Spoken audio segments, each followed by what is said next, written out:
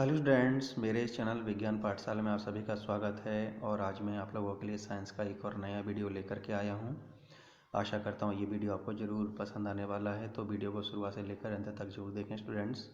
और वीडियो पसंद आने पर उसे लाइक और शेयर करना बिल्कुल ना भूलें। साथ ही साथ वीडियो देखने से पहले आप मेरे इस चैनल को सब्सक्राइब कर लीजिए और बेल आइकन को प्रेस भी कर लीजिए, जिससे मेरे आने वाले हर एक नए वीडियो का नोटिफिकेशन आपके पास समय पर आता रहेगा। तो स्टूडेंट्स, वीडियो स्टार्ट करने से पहले, स्टडी स्टार्ट करने से पहले स्टूडेंट्स आप भी एक कॉपी और एक पेन ले लीजिए और जो क्वेश्चंस हम पढ़ते जाएंगे उन क्वेश्चंस के आप सही आंसर नोट डाउन करते जाइए। और वीडियो के लास्ट में आप ज़रूर देखें कि आपके द्वारा कितने प्रश्नों के सही आंसर दिए गए हैं, तो उससे आपको ज़रूर ये पता चल जाएगा कि आपकी तैयारी कैसी चल रही है। तो हम स्टार्ट करते हैं पहले क्वेश्चन से स्टूडेंट। पहला क्वेश्चन है हमारा कि पोखरण में पहले नाभिकीय विस्फोट के साथ निम्नलिखित में से कौन से वैज्ञानिक संबंधित थे। तो यहाँ चार ऑप्शन है स्टूडेंट्स। ए ऑप्शन है सतीश धवन, बी है राजा रमन्ना, सी विक्रम साराभाई और डी है एस भटनागर। तो स्टूडेंट जल्दी से इसका आंसर आप नोट डाउन कर लीजिए। इसका क्या आंसर है, तो हम आंसर देखते हैं। इसका स्टूडेंट सही आंसर है राजा रमन्ना। तो पोखरण में पहला जो नाभिकीय विस्फोट हुआ था स्टूडेंट्स, तो उस विस्फोट जो नाभिकीय विस्फोट था उससे संबंधित जो वैज्ञानिक थे वो स्टूडेंट्स राजा रमन्ना थे। तो याद रखें इसको।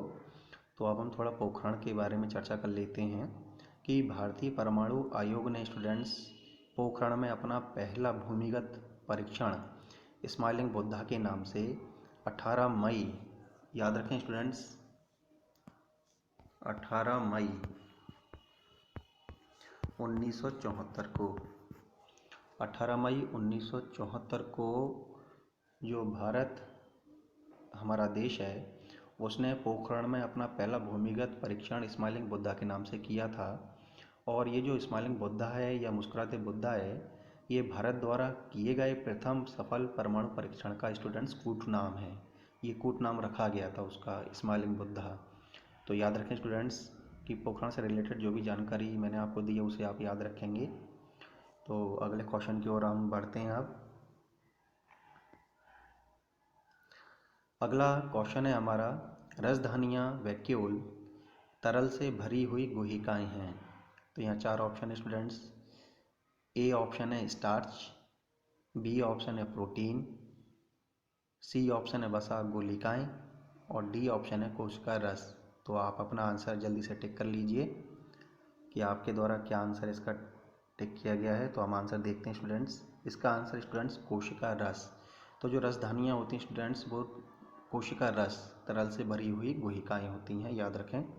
तो हम थोड़ा रसधानी की भी चर्चा कर लेते हैं। रसधानियाँ क्या होती हैं, चूँकि कोशिका द्रव्य रहित, मतलब इनमें कोशिका द्रव्य नहीं पाया जाता है, तो वे निर्जीव कोशिकाएँ रचनाएँ होती हैं। वे निर्जीव कोशिकीय रचनाएँ होती हैं स्टूडेंट्स, जो जल नुमा तरल पदार्थों से भरी रहती हैं। इनमें इनके अंदर स्टूडेंट्स क्या भरा रहता है, जल भरा रहता है।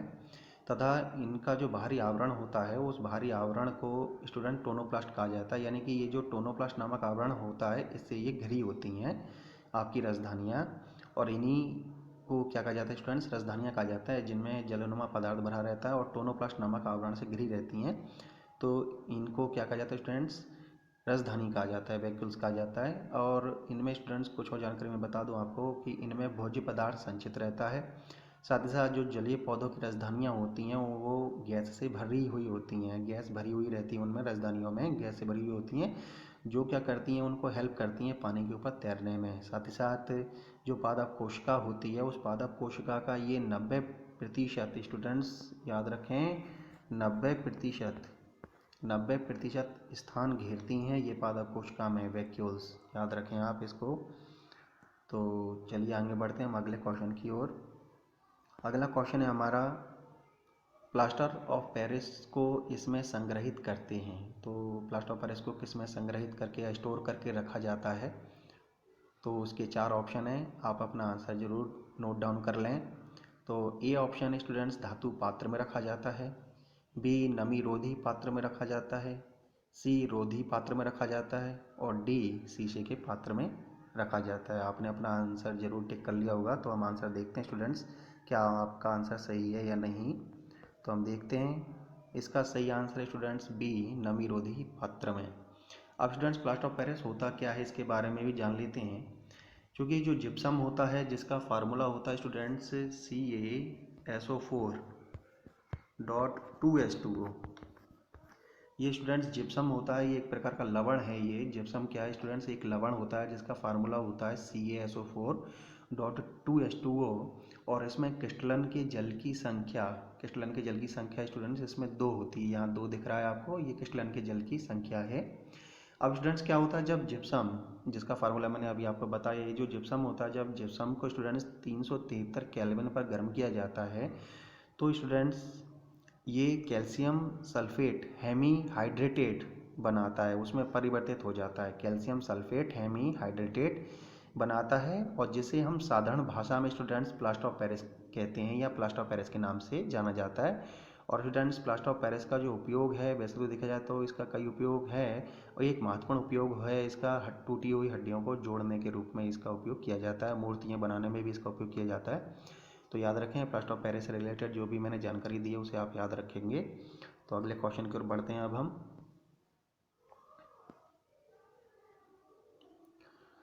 कि प्रकाश का अपवर्तन निम्न के लिए उत्तरदायी होता है। तो कौन सी घटना है इन चारों में से जिसके लिए प्रकाश का अपवर्तन रिस्पॉन्सिबल होता है।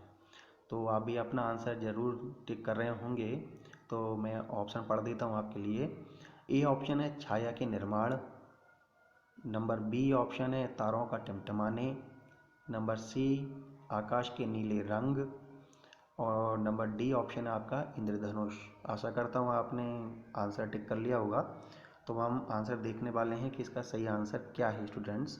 तो सही आंसर है इसका बी, तारों का टिमटिमाना। तो स्टूडेंट्स तारों का जो टिमटिमाना जो हमें दिखाई देता है, जो घटना घटती है तारों के टिमटिमाने की, ये घटना घटती है प्रकाश के अपवर्तन के कारण। और साथ ही साथ और भी कुछ घटनाएं हैं प्रकाश के अपवर्तन से रिलेटेड, जैसे रेगिस्तान में जलाशय का भ्रम होना जिसे मरीचिका कहा जाता है, ठीक है ना। और किसी पानी में डूबी हुई जो छड़ी होती है वो मुड़ी हुई प्रतीत होती है, ठीक है ना। तो ये कुछ आपके उदाहरण हैं जो प्रकाश के अपवर्तन से रिलेटेड हैं। तो प्रकाश के अपवर्तन को भी समझ लेते हैं हम स्टूडेंट्स के प्रकाश का अपवर्तन क्या होता है। क्योंकि जब प्रकाश क्या होता है स्टूडेंट्स, एक माध्यम से दूसरे माध्यम में गति करता है। जब जो प्रकाश होता है स्टूडेंट्स एक माध्यम से दूसरे माध्यम में प्रवेश करता है, तो प्रकाश का जो पथ होता है एक माध्यम से दूसरे माध्यम में प्रवेश करते समय, तो जब प्रकाश एक माध्यम से दूसरे माध्यम में गति करता है और एक माध्यम से दूसरे माध्यम में जब प्रवेश करता है, तो उसका जो पथ होता है स्टूडेंट्स, प्रकाश का जो पथ होता है वो विचलित हो जाता है। तो इस घटना को स्टूडेंट्स प्रकाश का अपवर्तन कहा जाता है, ठीक है ना। तो इस घटना को आप याद रखेंगे कि प्रकाश का अपवर्तन किसे कहा जाता है।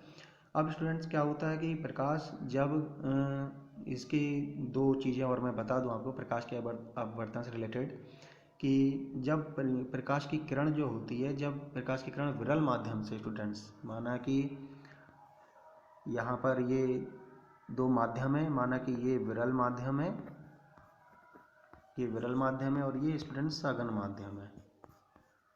अब मान लेते हैं कि कोई ये अभिलंब है, माने कोई प्रकाश की किरण आ रही है जो विरल माध्यम से आ रही है, तो जब ये विरल माध्यम से सघन माध्यम में प्रवेश करती है स्टूडेंट्स, माना कि हवा से कांच में प्रवेश कर रही है ये, तो जब प्रकाश की किरण विरल माध्यम से सघन माध्यम में प्रवेश करती है तो ये प्रकाश की किरण स्टूडेंट्स अभिलंब की ओर झुक जाती है। याद रखें कि जब प्रकाश की किरण विरल माध्यम से यानी कि वायु से सघन माध्यम यानी कि कांच में प्रवेश करती है, तो ये जो प्रकाश की किरण होती है ये अभिलंब की ओर झुक जाती है, ये याद रखें, ठीक है। और अगली चीज़ मैं बता दूं, और जब प्रकाश की किरण स्टूडेंट्स जब प्रकाश की किरण सघन माध्यम से विरल माध्यम में जब प्रवेश करती है, तो ये जो प्रकाश की किरण होती है जब ये कांच से वायु में प्रवेश करती है,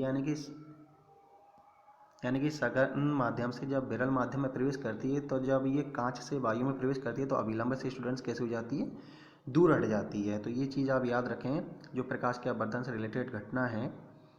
तो आशा करता हूँ ये आप ज़रूर याद रखेंगे।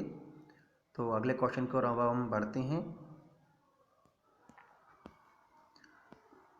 अगला क्वेश्चन है हमारा कि निम्नलिखित में से उत्पादक को चिन्हित की करें। अब इनमें से हमें ये देखना है स्टूडेंट्स कि जो उत्पादक है वो क्या है। इनमें हमें उत्पादक को देखना है कि उत्पादक होता क्या है।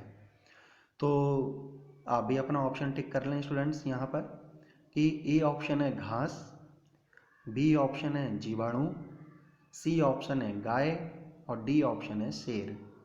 तो आप जल्दी से अपना आंसर टिक कर लीजिए क्योंकि अब हम आंसर देखने वाले हैं स्टूडेंट्स। तो इसका सही आंसर है स्टूडेंट्स ए घास। तो जो घास है स्टूडेंट्स, इन सभी में जो ऑप्शन है उसको उत्पादक कहा गया है, प्रोड्यूसर्स कह सकते हैं हम, ठीक है ना। उत्पादक बोला गया है। तो उत्पादक होते क्या हैं स्टूडेंट्स? तो उत्पादक के रूप में हम हरे पेड़ पौधों को भी जानते हैं। तो वे हरे पेड़ पौधे स्टूडेंट्स जो प्रकाश संश्लेषण प्रक्रिया से, प्रकाश संश्लेषण के बारे में हम बाद में चर्चा करेंगे। तो स्टूडेंट्स उत्पादक वे होते हैं, उत्पादक यानी कि वे हरे पेड़ पौधे जो प्रकाश संश्लेषण की प्रक्रिया से सूर्य के प्रकाश और क्लोरोफिल की उपस्थिति में, यानी सूर्य का प्रकाश यूज़ करते हैं ये, और इनमें क्लोरोफिल पाया ही जाता है इनकी पत्तियों में। तो सूर्य के प्रकाश और क्लोरोफिल की उपस्थिति में ये अकार्बनिक पदार्थों, जैसे कि कार्बन डाइऑक्साइड की बात कर रहे हैं, जल की बात कर रहे हैं हम, ठीक है ना, अकार्बनिक पदार्थों से कार्बनिक पदार्थ का निर्माण कर सकते हैं। ये क्या करते हैं? अकार्बनिक पदार्थों से कार्बनिक पदार्थ यानी कि कार्बोहाइड्रेट है ना, ग्लूकोज के रूप में, कार्बोहाइड्रेट के रूप में अपने कार्बनिक पदार्थ का निर्माण करते हैं। तो उन्हीं को स्टूडेंट्स हम क्या कहते हैं? उत्पादक कहते हैं, प्रोड्यूसर्स कहा जाता है। अब प्रकाश संश्लेषण क्या प्रोसेस होती है वो भी सुन लेते हैं, हम समझ लेते हैं कि प्रकाश संश्लेषण वह प्रोसेस होती है जिसमें हरे पेड़ पौधे क्या करते हैं स्टूडेंट्स, जो वायुमंडलीय कार्बन डाइऑक्साइड होती है और जो जल जड़ों के द्वारा अवशोषित किया जाता है, तो सूर्य के प्रकाश की उपस्थिति तथा क्लोरोफिल की उपस्थिति में ये वायुमंडलीय कार्बन डाइऑक्साइड तथा जो जल होता है, तो इस कार्बन डाइऑक्साइड और जल की फलस्वरूप की प्रोसेस के फलस्वरूप सूर्य के प्रकाश की उपस्थिति में, इस प्रोसेस के फलस्वरूप ये अपने भोजन का जो निर्माण करते हैं वो कार्बोहाइड्रेट के रूप में करते हैं। मैं इसका फार्मूला बता देता हूँ आपको कि 6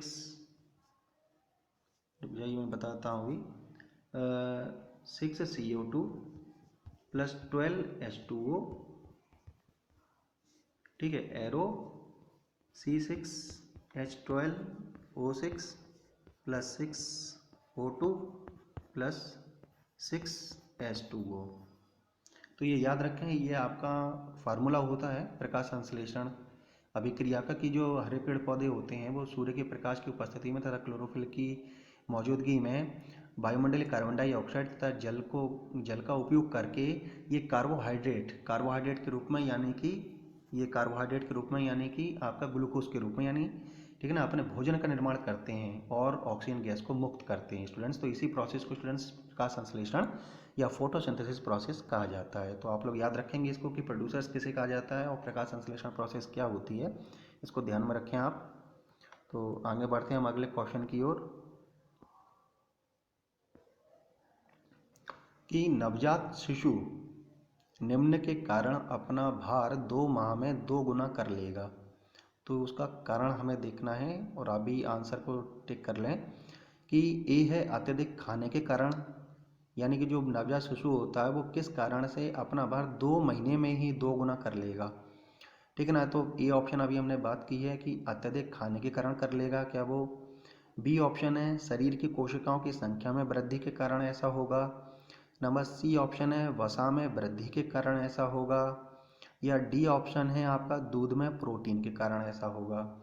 तो हम देखते हैं इसका क्या सही आंसर है स्टूडेंट्स। इसका सही आंसर है शरीर की कोशिकाओं की संख्या में वृद्धि के कारण। तो स्टूडेंट्स याद रखें कि जो नवजात शिशु होता है तो उसके शरीर की कोशिकाओं की संख्या में वृद्धि होती है और उस वृद्धि के कारण स्टूडेंट्स वो अपना भार 2 महीने में 2 गुना कर लेगा। तो अगले क्वेश्चन की ओर हम आगे बढ़ते हैं स्टूडेंट्स। अगला क्वेश्चन है हमारा कि पौधे के सभी भागों का सबसे बाह्य आवरण निम्न से बना होता है, यानी पौधे के जो सभी बाहरी जो भाग होते हैं तो वो भाग जो होते हैं वो किस बाह्य आवरण से ढके रहते हैं, या कौन सा बाह्य आवरण उनके ऊपर चढ़ा रहता है या उससे वो घिरे रहते हैं। तो हम चर्चा करते हैं 4 ऑप्शंस की। ए ऑप्शन है फ्लोएम, बी ऑप्शन है विभाज्योतक ऊतक, सी ऑप्शन है त्वचीय ऊतक और डी ऑप्शन है जाइलम। तो आप भी स्टूडेंट्स अपना ऑप्शन टिक कर लीजिए।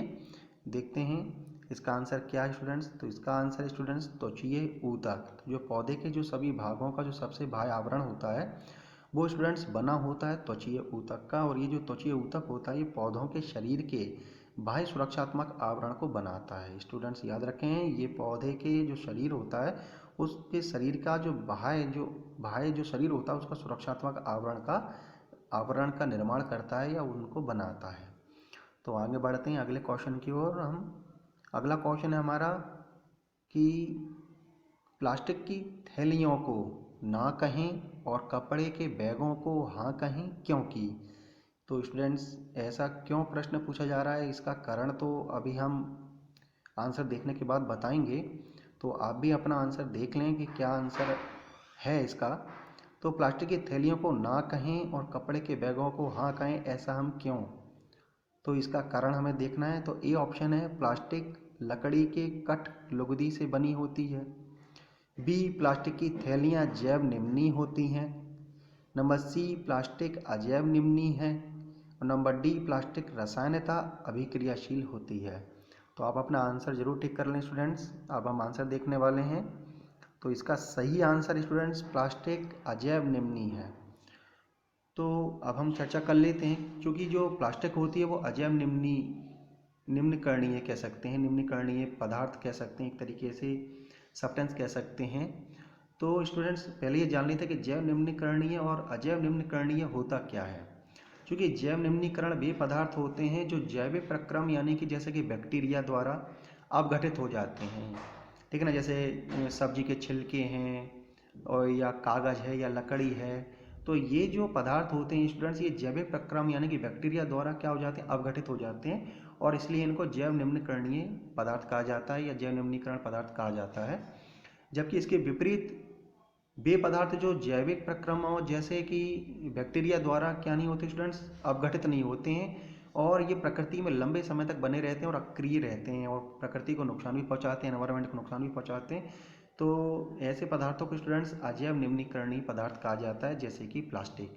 इसलिए हमें स्टूडेंट्स क्या करना चाहिए कि प्लास्टिक की जगह हमें कपड़े के बैगों को हाँ कहना चाहिए। क्योंकि जो कपड़े के बैग होते हैं यदि वो ख़राब भी हो जाएं तो वो कैसे हैं, आपके कपड़े के बैग वो जैव निम्नीकरणीय हैं, तो वो उनका अपघटन हो सकता है। लेकिन प्लास्टिक की थैलियों का स्टूडेंट्स लंबे समय तक अपघटन नहीं होता है और वो हमारे एनवायरनमेंट को हानि पहुंचाते हैं। तो आगे बढ़ते हैं अगले क्वेश्चन की ओर स्टूडेंट्स। अगला क्वेश्चन है हमारा कि एक पादप कोशिका में जीवद्रव्य कुंचन को के रूप में परिभाषित किया गया है। तो हम ऑप्शन की ओर बढ़ते हैं स्टूडेंट्स कि अल्प पराशरी माध्यम में जीवद्रव्य कला का विघटन। बी ऑप्शन है केंद्र द्रव्य का सकुंचन। सी ऑप्शन है अति पराशरी माध्यम में कोशिका द्रव्य का सकुंचन। और डी ऑप्शन है उपयुक्त में से कोई नहीं। तो हम आगे बढ़ते हैं, देखते हैं इसका आंसर क्या है। तो स्टूडेंट्स इसका सही आंसर है अति पराशरी माध्यम में कोशिका द्रव्य का कुंचन। तो एक पादप कोशिका में जीवद्रव्य कुंचन को हम किस रूप में परिभाषित कर सकते हैं स्टूडेंट्स, अति पराशरी माध्यम में कोशिका द्रव्य का कुंचन होना, इस रूप में हम इसको परिभाषित कर सकते हैं। तो पहले हम समझ लेते हैं कि जीवद्रव्य कुंचन होता क्या है स्टूडेंट्स। तो एक्चुअली क्या होता है, जब पादप कोशिका में क्या होता है स्टूडेंट्स, पराशरण से पानी की हानि होती है। जब क्या होता है, जब पादप कोशिका होती है और उसमें पराशरण के प्रोसेस के थ्रू क्या हो जाए स्टूडेंट्स, पानी की हानि हो जाए। और पानी की हानि होने से क्या हो जाए स्टूडेंट्स, जो कोशिका झिल्ली सहित जो उसके आंतरिक पदार्थ होते हैं, कोशिका के झिल्ली के सहित यानी कि प्लाज्मा मेम्ब्रेन सहित उसके अंदर जो भी मटेरियल होता है, उसके जो आंतरिक पदार्थ होते हैं वो क्या हो जाते हैं स्टूडेंट्स, संकुचित हो जाते हैं, सिकुड़ जाते हैं। तो इसी प्रोसेस को स्टूडेंट्स जीव द्रव्य कुंचन कहा जाता है, प्लाज्मोलाइसिस कहा जाता है इसको, ठीक है ना। तो याद रखना आप इसको। तो स्टूडेंट्स अब हम चर्चा कर लेते हैं कि पराशरण क्या होता है, पराशरण की परिभाषा क्या होती है। तो पराशरण वह क्रिया है स्टूडेंट्स, वह क्रिया होती है पराशरण जिसमें क्या होता है स्टूडेंट्स, दो भिन्न सांद्रता वाले जो विलयन होते हैं उनको अर्धपारगम्य झिल्ली से अलग करके रखा जाता है। और रखने के पश्चात क्या होता है स्टूडेंट, जो विलायक के जो अणु होते हैं, जो विलायक के अणु होते हैं वो निम्न सांद्रता वाले विलयन से अधिक सांद्रता वाले विलयन की ओर गति कर जाते हैं, या गति करते हैं, तो इसी घटना को क्या कहा जाता है स्टूडेंट्स? परासरण कहा जाता है। अब माना कि हमारे पास अति परासरी विलयन का मतलब यूँ समझिए कि, चलिए मैं आपको बताता हूँ इसको और थोड़ा डिटेल से, कि हमारे पास कोई विलयन है,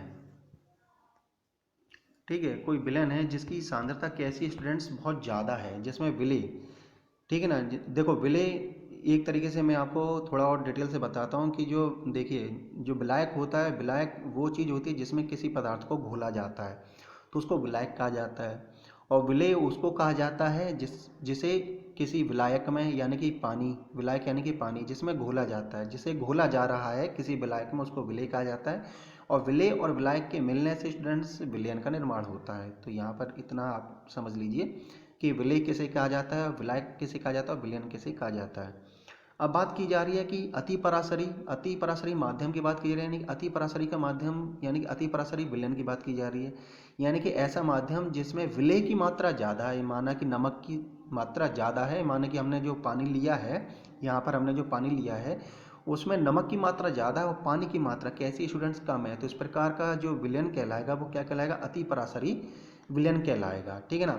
अब अगर इस अति परासरी विलयन में हम क्या कर देंगे स्टूडेंट्स? माना कि किसी सेल को रख देते हैं, अब हम इसके अंदर हम क्या करते हैं स्टूडेंट्स? किसी सेल को रख देते हैं अब हम, ठीक है, किसी सेल को हमने इसके अंदर रख दिया। अब जो सेल होगी तो सेल के अंदर की जो सांद्रता होती है, सेल के अंदर की जो सांद्रता होती है वो कैसी है? कम है, ठीक है ना। यानी कि जीव द्रव्य कुंचन को हम इस तरीके से भी समझ लें कि एक जीव द्रव्य कुंचन तब होता है जब क्या होता है, जब इस सेल को किसी ऐसे विलयन में रख दिया जाए, किसी ऐसे विलयन में रख दिया जाए जिसकी सांद्रता कैसी हो? जो कोशिका है उस कोशिका के रस की सांद्रता से अधिक हो, यानी कि जो आपकी कोशिका है उसकी कोशिका रस की सांद्रता कैसी हो स्टूडेंट्स? कम हो। तो अब क्या कर दिया हमने कि जो अति परासरी जो विलयन है, अति परासरी जो विलयन है उस विलयन में हमने सेल को रख दिया। अब चूंकि अति परासरी विलयन की सांद्रता ज़्यादा है और जो सेल है उसके सेल के अंदर जो कोशिका रस है उसकी सांद्रता कम है, तो इस कंडीशन से क्या होता है स्टूडेंट्स? परासरण की प्रोसेस होने लगती है। अब परासरण की प्रोसेस होगी तो जो प्रोसेस होगी तो इस प्रोसेस में क्या होता है, जैसा मैंने पहले बताया कि इसमें क्या किया जाता है, दो भिन्न सांद्रता वाले विलयनों को अर्धपारगम्य झिल्ली द्वारा अलग करके रख दिया जाता है, अलग करके रखा जाता है या रखने पर। अब यहाँ पर अर्धपारगम्य जो झिल्ली है वो कौन कार्य कर रही है? इस सेल की जो प्लाज्मा मेम्ब्रेन है वो अर्धपारगम्य झिल्ली का कार्य कर रही है, ठीक है। इसकी जो चलिए मैं फिर से बताता हूँ कि माना कि यहाँ पर कोई अपना ये सॉल्यूशन है, ठीक है, ये सॉल्यूशन कैसा है? इसमें विलय की मात्रा ज़्यादा है, ठीक है, इसमें विलय की मात्रा कैसी है? ज़्यादा है। और ठीक है, और इसमें हम किसी सेल को रख देते हैं, हमने माना कि किसी सेल को रख दिया। अब क्या होती है, जीव द्रव्य कुंचन तब होता है जब क्या हो जाए, जब हम किसी सेल को एक ऐसे सॉल्यूशन में रख दें जिसकी सांद्रता ज़्यादा हो, किसकी तुलना में? सेल के कोशिका रस की तुलना में। अब हमने सेल को अति परासरी विलयन में रख दिया है। अब इस सेल को जब हम अति परासरी विलयन में रख देते हैं स्टूडेंट्स, तो क्या होता है, इस अति परासरी विलयन की जो सांद्रता होती है वो ज़्यादा होती है और सेल के अंदर जो कोशिका रस है उसकी सांद्रता कम होती है। तो इसके कारण क्या होता है, इस घटना के कारण या इस रीजन के कारण क्या होता है, इनमें परासरण की प्रोसेस होती है, ठीक है, परासरण की प्रोसेस होती है। परासरण वह क्रिया है जिसके बारे में हम पहले चर्चा कर चुके हैं कि दो भिन्न सांद्रता वाले जो विलयन होते हैं उनको अर्धपारगम्य झिल्ली द्वारा अलग करके रख दिया जाता है। तो अब यहाँ पर अर्धपारगम्य झिल्ली का कार्य कौन कर रही है स्टूडेंट्स? अर्धपारगम्य झिल्ली का कार्य कर रही है इसकी प्लाज्मा मेम्ब्रेन, इस सेल की प्लाज्मा मेम्ब्रेन। तो अब क्या होता है कि जो अर्धपारगम्य झिल्ली है उस अर्धपारगम्य झिल्ली से होकर क्या होने लग जाएगा कि इसके जो विलायक के जो अणु होंगे, यानी कि इसके अंदर जो पानी के मॉलिक्यूल होंगे, इसके अंदर पानी के जो मॉलिक्यूल होंगे यानी विलायक के जो अणु होंगे वो निम्न सांद्रता, चूंकि इसकी सांद्रता कैसी है? कम है, सेल की कोशिका रस की सांद्रता कम है, तो इसके जो विलायक के जो अणु होंगे वो निम्न सांद्रता यानी कि कोशिका से कहाँ चले जाएंगे? निम्न सांद्रता से विलयन में, यानी कि निम्न सांद्रता वाले विलयन से अधिक सांद्रता वाले विलयन की ओर चले जाएंगे, यानी कि कहाँ मूवमेंट कर जाएंगे? ये मूवमेंट कर जाएंगे अति परासरी विलयन में। तो जब अति परासरी विलयन में जब ये मूवमेंट कर जाएंगे तो जो हमारी कोशिका है स्टूडेंट्स वो कैसी हो जाएगी? बहुत सिकुड़ जाएगी, उसमें कुंचन हो जाएगा और इसी घटना को स्टूडेंट्स क्या कहा जाता है? जीव द्रव्य कुंचन कहा जाता है। तो आशा करता हूँ ये आपको जरूर समझ में आया होगा। तो अगले क्वेश्चन की ओर अब हम बढ़ते हैं। अगला क्वेश्चन है हमारा कि विद्युत फ्यूज जोड़ा जाता है। अब विद्युत फ्यूज को जोड़ा जाता है, कहाँ जोड़ा जाता है, उसी की बात की चर्चा कर रहे हैं अब हम। तो 4 ऑप्शन है, चारों ऑप्शन अब हम पढ़ते हैं और अभी अपना आंसर टिक कर लीजिए। तो ए ऑप्शन है ऊर्जा मीटर के आसपास इसको जोड़ा जाता है। बी ऑप्शन है विद्युन्मय तार पर जोड़ा जाता है। सी ऑप्शन है उदासीन तार पर जोड़ा जाता है और डी ऑप्शन है भूतार पर जोड़ा जाता है। तो आप आंसर देख लीजिए, आप लोग नोट कर लीजिए और अब हम आंसर की ओर बढ़ रहे हैं। तो इसका सही आंसर है कि स्टूडेंट विद्युत फ्यूज को स्टूडेंट्स विद्युन्मय तार पर जोड़ा जाता है। तो आगे बढ़ने से पहले हम विद्युत फ्यूज को समझ लेते हैं, क्योंकि विद्युत फ्यूज क्या होता है स्टूडेंट्स। जो विद्युत फ्यूज होता है वो एक निम्न प्रतिरोधी और निम्न गलनांक वाला चालक तार होता है। याद रखें कि जो विद्युत फ्यूज होता है वो निम्न प्रतिरोधी होता है, उसका जो प्रतिरोध होता है वो निम्न होता है और उसका जो गलनांक होता है स्टूडेंट्स वो निम्न होता है और ये चालक तार होता है। और इसे सदैव स्टूडेंट्स परिपथ में, जो विद्युत परिपथ होता है उसमें श्रेणी क्रम में जोड़ा जाता है। याद रखें जो विद्युत फ्यूज होता है उसको विद्युत परिपथ में स्टूडेंट्स श्रेणी क्रम में जोड़ा जाता है। ठीक है, इसको याद रखें। और ये जो विद्युत फ्यूज होता है स्टूडेंट्स, ये जो अच्छा क्वालिटी का जो विद्युत फ्यूज होता है वो टिन का बना होता है, लेकिन जो सस्ता विद्युत फ्यूज होता है वो स्टूडेंट्स टिन तथा सीसा की मिश्र धातु का बना हुआ होता है। अब विद्युत फ्यूज का लाभ क्या होता है स्टूडेंट्स, इसका फ़ायदा क्या होता है कि स्टूडेंट्स से जो विद्युत फ्यूज होता है इसका जो गलनांक होता है और जो प्रतिरोध होता है वो कम होता है। अब माना कि जो विद्युत फ्यूज है, ठीक है, जो विद्युत फ्यूज है उसको कहाँ जोड़ा जाता है, विद्युन्मय तार पर जोड़ा जाता है। विद्युन्मय तार का मतलब होता है लाइव वायर, लाइव वायर के साथ जोड़ा जाता है जिसमें करंट पास होता है। ठीक है ना, तो जो लाइव वायर होता है उसमें इसको जोड़ा जाता है विद्युत फ्यूज को। अब क्या होता है, इसका जो प्रतिरोध होता है, जो गलनांक होता है वो निम्न होता है। माना कि कोई ओवरलोडिंग होती है, ठीक है ना, अति भारण के कारण, ओवरलोडिंग के कारण या लघु पतन यानी कि शॉर्ट सर्किट के कारण, माना कि जो परिपथ है उसमें विद्युत धारा अधिक बहने लगती है। तो जब विद्युत धारा एक नियत जो लेवल होता है, जो एक एक मतलब कह सकते हैं हम एक निश्चित जो मात्रा होती है उस मात्रा से ज़्यादा बहने लग जाए विद्युत धारा जब परिपथ में, तो क्या होता है जो विद्युत फ्यूज होता है वो गल जाता है। और जब विद्युत फ्यूज गल जाता है तो उससे क्या हो जाता है स्टूडेंट, जो सर्किट होता है वो ओपन हो जाता है, यानी सर्किट टूट जाता है। सर्किट टूट जाता है तो जो विद्युत धारा होती है वो आगे बह नहीं पाती और हमारे जो विद्युत परिपथ से जुड़े हुए जो उपकरण होते हैं उनको किसी प्रकार का कोई नुकसान नहीं हो पाता है। तो विद्युत फ्यूज का ये लाभ होता है, तो इसको याद रखें स्टूडेंट्स। तो विद्युत फ्यूज को स्टूडेंट विद्युन्मय यानी कि लाइव वायर के साथ जोड़ा जाता है। तो आज का ये वीडियो आपको कैसा लगा, आप अपने कमेंट्स जरूर कमेंट बॉक्स में लिख करके मुझे बता सकते हैं। और वीडियो पसंद आने पर उसे लाइक और शेयर करना बिल्कुल ना भूलें स्टूडेंट्स। और आज का वीडियो देखने के लिए आपका बहुत बहुत धन्यवाद। नेक्स्ट वीडियो का आप लोग इंतज़ार कीजिए, तब तक के लिए thank you, have a nice day.